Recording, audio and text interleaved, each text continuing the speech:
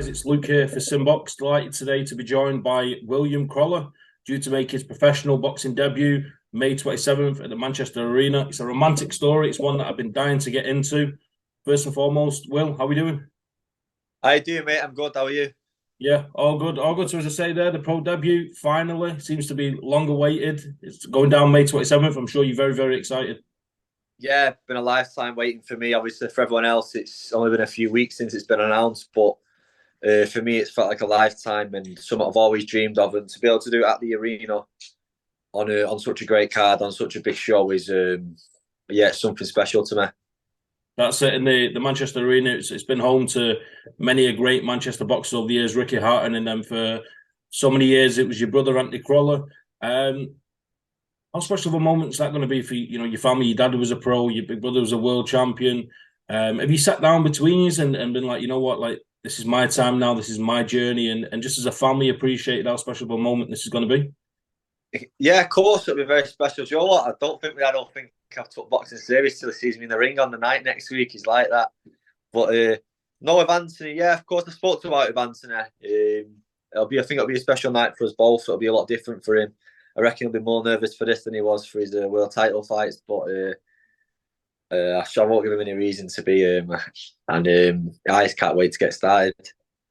So, well, why now? I know you was around boxing for a few years when you was younger, and then you kind of took some time away. But I've been around the gym recently, and I've seen you're in fantastic shape. And speaking to one, he's very excited. Why now? Like, why is the moment right now for William Crolla to turn pro? Just the right time. So I boxed all the way through the amateurs. I had 40 amateur fights. I had enough. I had years out, and I come back, and then COVID hit. And I come back just to shift weight at first. I put loads of weight on when I stopped boxing, and then I started getting it. My timing started coming back. I was hitting the pads, and I thought, oh, I might spar. Started sparring again, and it all led on from there. But it took ages to iron out the mistakes that I gained just from going to keep fit. And I'm a young 24. I'm not in no rush. We're not in any rush. And now's the perfect time. Anthony thinks I'm ready now to fight, and that's why I'm fighting now. So, of course, you mentioned there about the setbacks of COVID, and I've read an article recently, and you made a statement somewhat along the lines of, you can't cheat boxing, and you feel like that plays into why now is the right time. That maybe when you was younger, the desire wasn't maybe the same, and now it's a different, more focus. You say you're only 24, but you're much more mature now than you would have been maybe at 17, 18, 19, of course. Yeah, I wouldn't have been ready to turn pro then, but not only that, I worked boxing and like I said, I had a break. But towards the end of my amateur career, I was trying to cheat boxing and cut corners and just trying to beat kids off ability. And I ended up losing to a kid who I should never have lost to. And that's just the fact of he was fit and I weren't. And that's just the way I started looking at it like, oh, I'll beat these kids anyway, not fixed. I'm just better than them. But you certainly can't do that. But now I'm very fit now, and yeah, really, I'm looking forward to the pro game, which I'm now ready for. I'm mature enough now, and I've learned a lot of lessons. Of course, so we see names like Conor Ben, Chris Eubank, people that have had fathers and relatives that have been world champion boxers, big names. Do you feel like, obviously, having Ant as your trainer and as your brother, that might open doors, you're getting opportunities on the matchroom shows and whatnot, but is there a desire there to prove that you're your own man, you got your own style, you're going to forge your own path? Plus, obviously, the reason I'm on this show is because, and it's nothing, because I'm Anthony's brother. That's why I'm on this show. I've got a lot of people saying, "What's he done to get this opportunity?" And that's why I'm on there. But you'll see next Saturday that I am entertaining and that I will be staying on these shows, and that's what I do plan on showing. And I want people in 2, 3 fights to be tuning in. Well, they will be tuning in to watch me, not just to watch Anthony Crolla's brother, which the first few will be, which I get. And I take it with it. That's why I've got these opportunities. Absolutely. So you mentioned obviously Anthony Crolla is going to be training you moving forward. Take us through that relationship as your brothers. I know you're very close out of the ring, away from boxing. Anthony Crolla is known as one of the nicest guys in British boxing. I don't think you can find a man that'll say a bad word about him. But how's that relationship change when you get into the gym and it's time to work? Take us through that. Of course, obviously, my relationship in the gym with him is a lot different to outside the gym. Like outside the gym, well, we're boxing fanatics. We talk about boxing, but never really ourselves about the other fights or just other life. of United and stuff like that. Football is just like typical brothers would or family, but in the gym, yeah, he's a bit more needle in the gym. I'm probably one of the only ones who answer him back, but only because I can, because he's his brother, and it's not, and I get shouted at for that as well. But yeah, but no, it's just great having him. Like I say, a lot of people just think Anthony was just quite one-dimensional when he fought. I'm not saying a lot, but go forward pressure, but it was never like that. He had very good feet. His punch selection, his engine was great, and his boxing IQ is very good. And I think that's showing as a trainer with him. He got his first champion the other week with Rhiannon Dixon. I think that'll be his first of many champions. Absolutely. Something I was going to come into later on, but we'll mention it now. It's a great little setup that you've got there. Like I say, I've been lucky enough to be down that one time and watch you guys train. It's almost like don't get me wrong, you guys put in the work and it's very serious when you need to be, but there's almost like a jovial innocence to you guys. It's a very friendly atmosphere. Everyone's having a laugh and a joke, but then when Ant says work, everybody works. Yeah, of course it is. Like you're with him every day. Do you know what I mean? I see them more than I see my mates. I see the people I train with every single day. Do you know what I mean? And yeah, it's like that, and it's good because you're not thinking about anything when you're there. You're having a laugh, and then when you like you say when it's time to train, you train, and then you'll just have a laugh again straight away after it. But it's a good environment to be in, and it's one I'm very happy to be in as well. Yeah, absolutely. And as you say, you're on a crest of momentum at the minute. Rhiannon Dixon picking up the Commonwealth title, James Moorcroft picking up a big knockout victory in his English title eliminator. Does that kind of fuel your fire and motivate you that little bit more, that you're seeing the success in the gym and you want to be a part of that? Yeah, of course. You know what? I've been waiting for a William Crolla fight week now for years, and now it'll be here next week. I've been waiting for a while for it. Now it's mine, and I have been waiting for a while. But yeah, of course it is. I want them. I want them nights, like you say, the two you've just said. Then we've got Jake James coming up in 6 weeks in the top fight. I think that's an English title eliminator against Darren Tetler. I want to be involved in them type of fights, in 50-50 fights, and that's something I aim to be involved in. Yes, of course, you've got the debut coming up, and you're not going to look beyond that.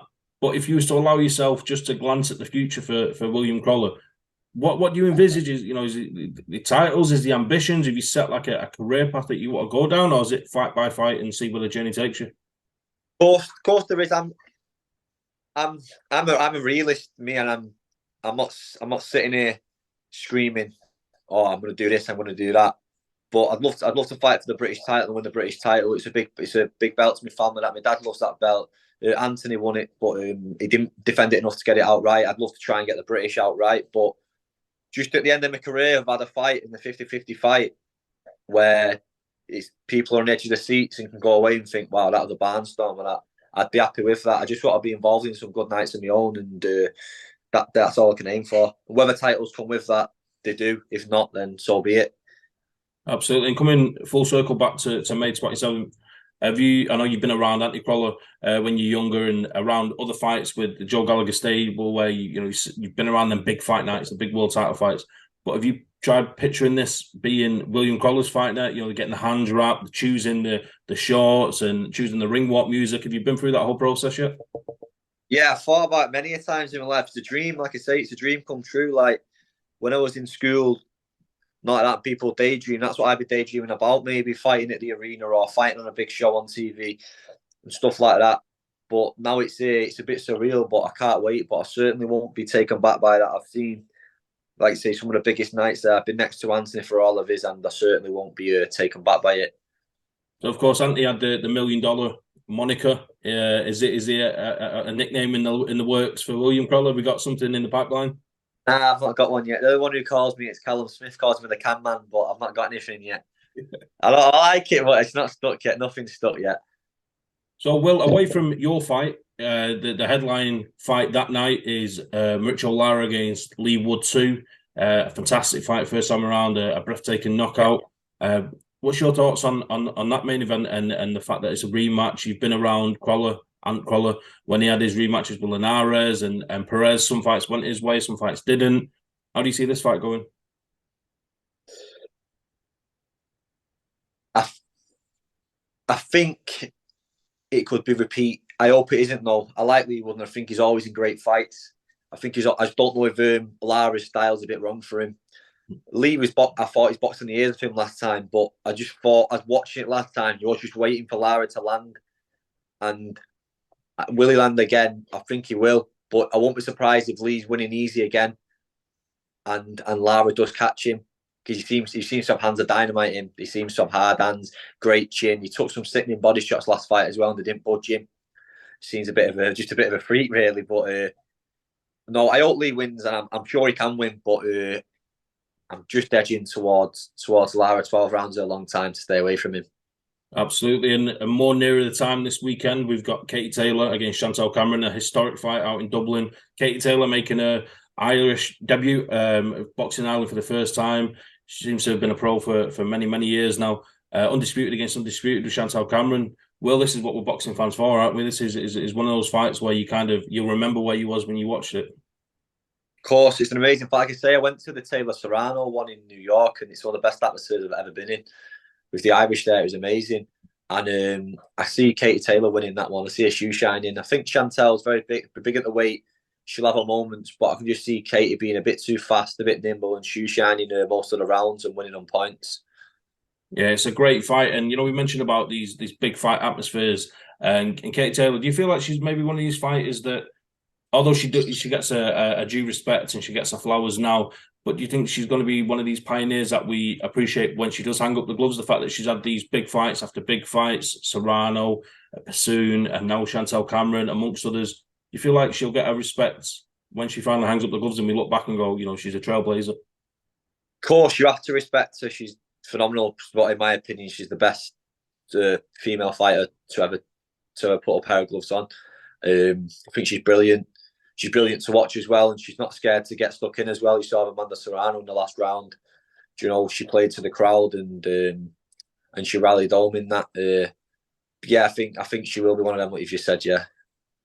Another fight that's going down this weekend. I don't really want you to go into it too much because we got your prediction for the pro prediction article that's available now on the Simbox website. But Devin Haney against Vasyl Lomachenko, another great fight. Lomachenko, a guy that you've been up close and personal with, being in the camp of your brother Ant.